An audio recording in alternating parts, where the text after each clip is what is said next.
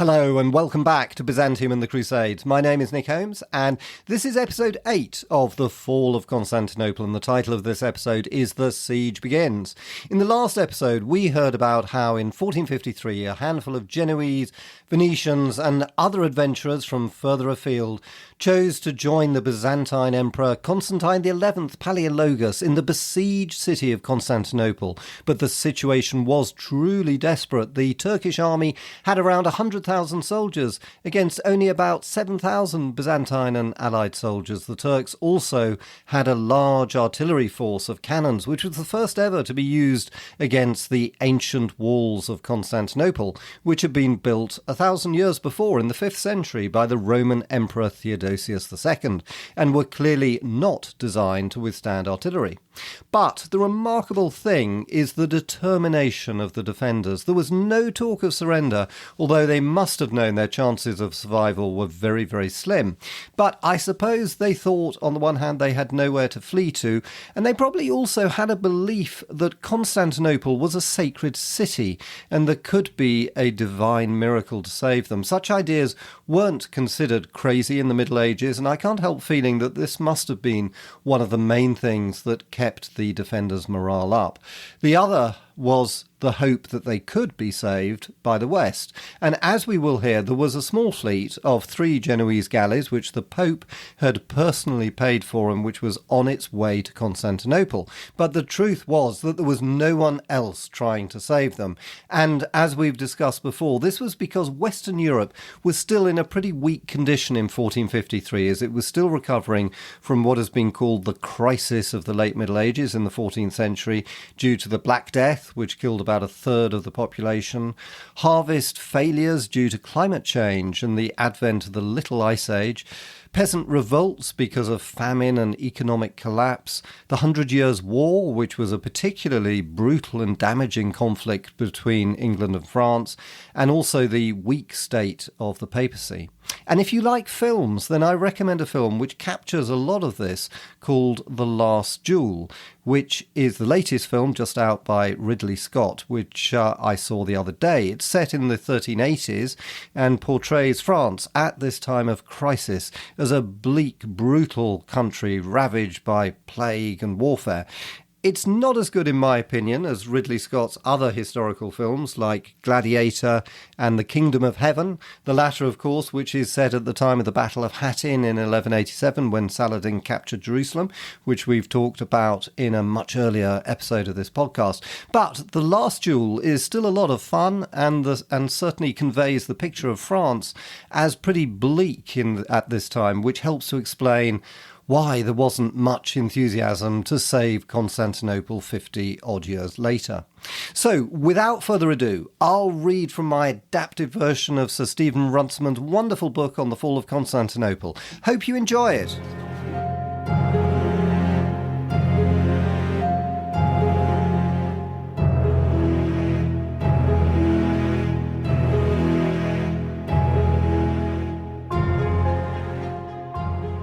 When the Ottoman Sultan Murad had attacked Constantinople in 1422, the Byzantines had concentrated their defence on the outer wall, which the Turks had been utterly unable to breach.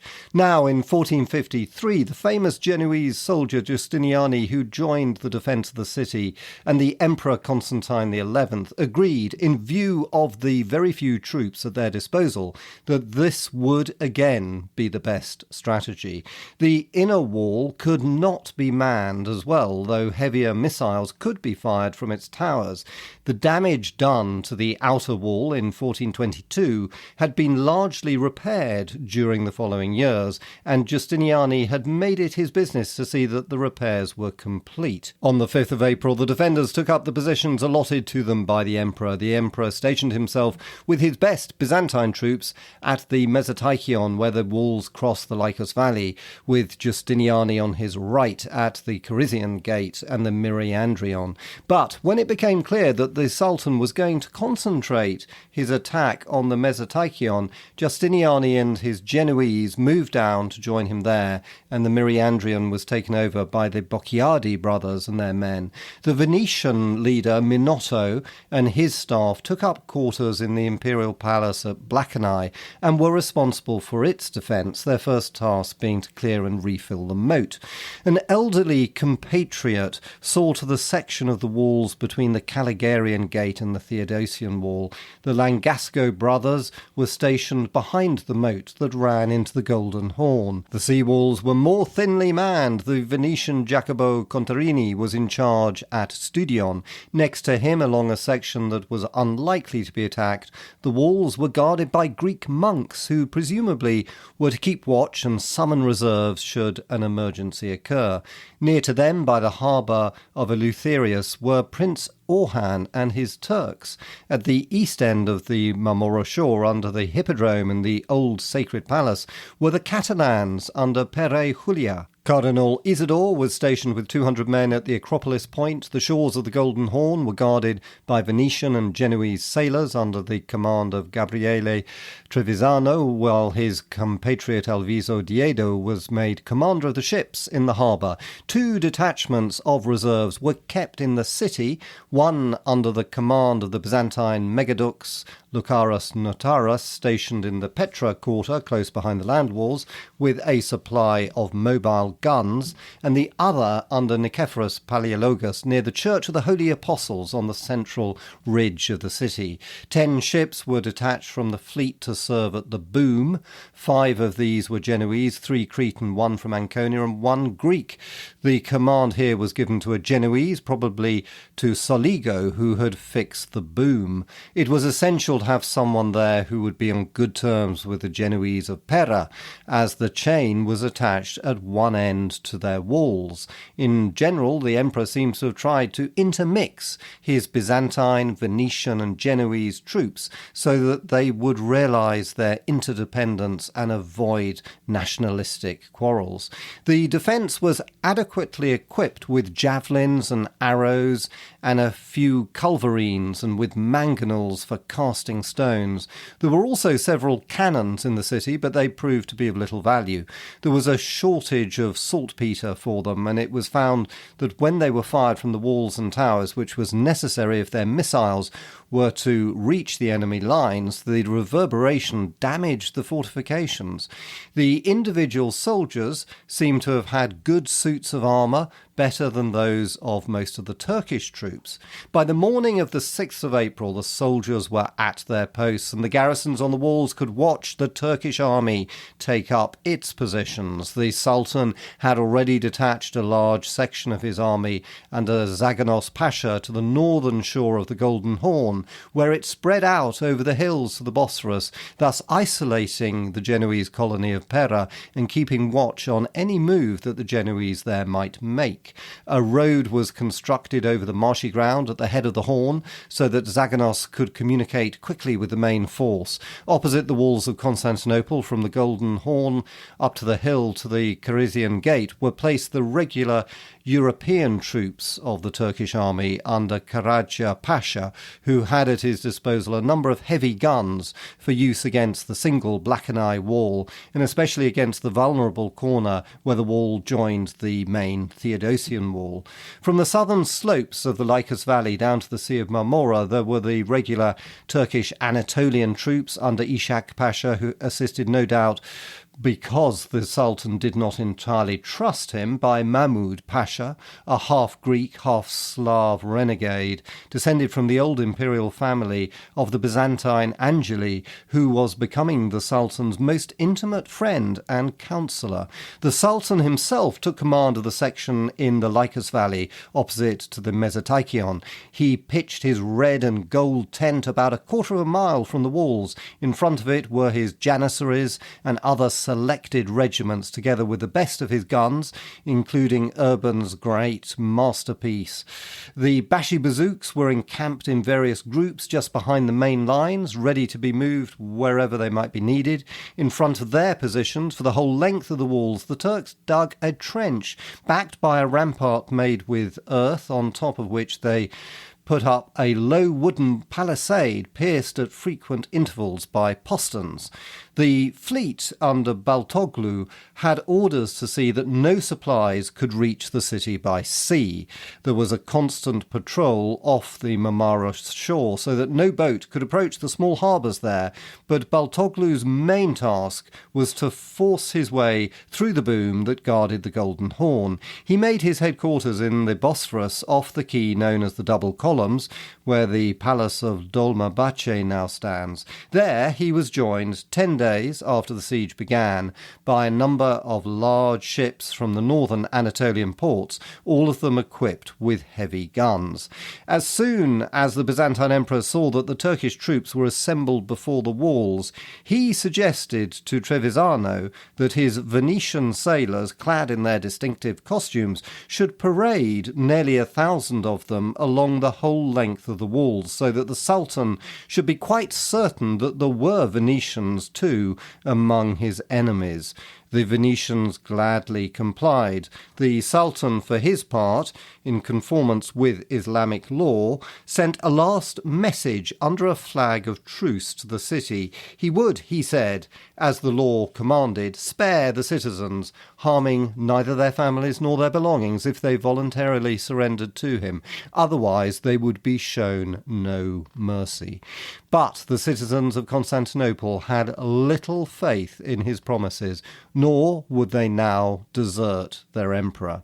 As soon as this formality was over and the guns were in position, the Turks opened the fighting with a heavy bombardment of the walls. By dusk on that first day, the 6th of April, a portion of the wall near the Corisian Gate had been severely damaged, and a steady bombardment the following day brought it down in ruins. But after nightfall, the defenders managed to make adequate repairs. Mehmet then decided to wait until he could bring more guns to bear on the weaker parts of the walls. In the meantime, his soldiers were ordered set to work to fill up the great moat so that they could advance at once to occupy any breach that the artillery might make.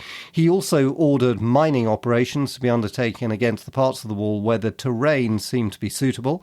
At the same time, the Admiral Baltoglu was told to test the defences of the boom. It was probably on the 9th of April that his ships made their first attack there, but they had no success, and Baltoglu decided to await the coming of the Turkish Black Sea Squadron.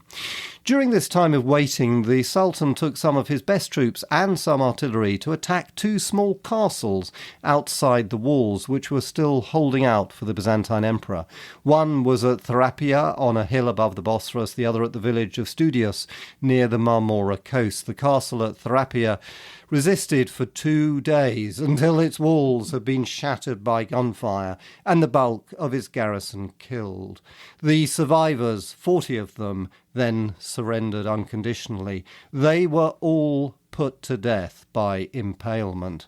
The smaller castle at Studius was demolished in a few hours. The 36 survivors of the garrison were captured in the ruins, and likewise they were impaled. This was done within sight of the walls, that the citizens of Constantinople might see what befell those who opposed the Ottoman Sultan. Meanwhile, the Turkish Admiral Baltoglu was sent to occupy the Prince's Islands in the Sea of Marmora. Only on the largest of the islands, Principo, was there any attempt at resistance. There, on a hilltop beside the main monastery of the island, was a solid tower built by the monks as a refuge against pirates, probably at the time when the Catalan Company was raiding the empire. Its small garrison of 30 men refused now to surrender. Baltoglu had brought some cannon with with him, but the cannonballs made no impression on the thick masonry. So, as soon as the wind was favourable, he collected brushwood, which he placed close to the walls and set alight, adding sulphur and pitch to the fire. The flames soon engulfed the building. Some of the defenders perished within the walls, and those that escaped through the flames were taken and put to death. Baltoglu then rounded up the civilian inhabitants of the island and sold them all into slavery to punish them for having permitted resistance on their soil. On the 11th of April, the Ottoman Sultan was again in his tent before the walls, and all his great guns had been placed to his liking. The following day the bombardment began, to last with ceaseless monotony for more than 6 weeks. The cannons were unwieldy. It was difficult to keep them in position on their platforms of planks and rubble. They continually slid off into the mud caused by the April rains. The largest of them, including Urban's monster, needed so much attention that they could only be fired 7 times in a day. But each of those 7 shots did enormous damage to the walls of Constantinople, the cannonballs coming from just across the moat in a cloud of black smoke and with a deafening roar broke into 1,000 pieces as they hit the walls, and the ancient masonry could not stand up to them. The defenders attempted to lessen their impact by hanging sheets of leather and bales of wool over the walls, but with little effect. Within less than a week, the outer wall across the Lycus Valley had been completely destroyed in many places, and the moat in front of it largely filled up, so that the task of repair was very difficult. Nevertheless, the valiant Genoese soldier Giustiniani and his helpers managed to put up a stockade. Men and women too from the city came every night after dark with planks and barrels and sacks of earth. The stockade was made mainly of wood, with barrels filled with earth placed onto it to serve as crenellations. It was ramshackle and fragile, but at least it provided some protection for the defenders. At the harbour, where the boom was, things were going better. On the 12th of April, as soon as his reinforcements from the Black Sea had arrived, the Turkish Admiral Baltoglu had brought up his larger ships towards the chain. As he approached, his archers let loose a hail of arrows at the ships that lay at anchor guarding it, and his guns fired their cannonballs. Then, as they closed in, his marines hurled flaming brands onto the Christian ships, while others tried to cut their anchor ropes, and others to board them by means of grappling irons and ladders. But they had little success. The cannonballs could not achieve sufficient elevation to harm the tall Christian galleys.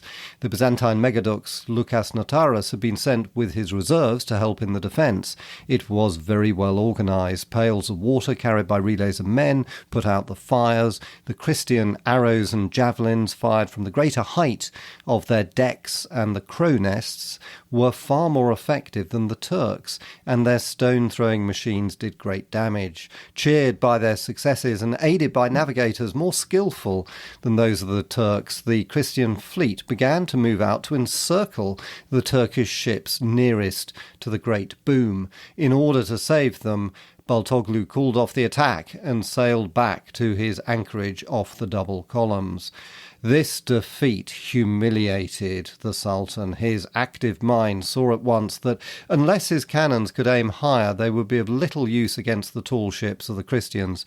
His foundries were ordered to improve their designs. It was difficult to calculate the necessary trajectory, but after a few days they made improvements that satisfied the Sultan. A cannon with a higher trajectory was placed just beyond the Galata point and began to fire at the ships anchored along the boom. The first shot failed, but the second landed on the very centre of a Byzantine galley and sank it with considerable loss of life. The Christian ships were forced to keep within the boom, where the walls of Pera offered protection. It was, however, on the land that Mehmet was most hopeful. He calculated that the damage done to the land walls would enable him to take the city without the necessity of forcing the boom in the Golden Horn. On the 18th of April, 2 hours after sunset, he ordered an assault on the Mesoteikion. To the light of flares, with their drums beating and their cymbals clanging and shouting their battle cries, detachments of heavy infantry and javelin throwers and archers and the footmen of the Janissary Guard rushed over the filled-in moat up to the stockade. They brought torches with which to set fire to the wooden planks of which it was made, and they had fixed hooks at the end of their lances with which to bring down the barrels full of earth which topped it. Some had ladders to place against the parts of the wall that still stood. The fighting was confused in the narrow terrain on which the assault was launched. The Turks' superiority in numbers was valueless, while the armour worn by the Christians was more efficient than that of the Turks, and enabled them to risk their persons more boldly. Justiniani was in command and proved his value as a leader. The Byzantines, as well as Italians, were inspired by his energy and courage and loyally supported him. The emperor himself was not present. He had feared that this was to be an attack along the whole line of the walls and was on a hasty tour of inspection to see that everyone was prepared.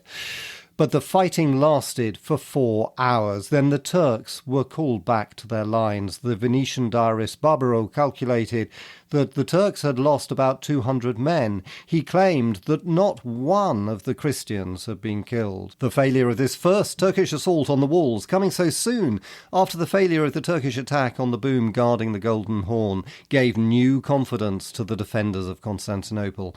Though the bombardment continued relentlessly, they set about the repair of the walls with freshened enthusiasm. If only help would soon arrive from the outside world, the city might yet be saved. 2 days later, their hopes were given some encouragement, for on the 20th of April, Byzantine lookouts on the sea walls saw the approach in the distance of 3 mighty Genoese galleys and a large Byzantine cargo ship. These were the ships dispatched by the Pope. The question was now whether they could fight their way through the Turkish fleet and reach the city.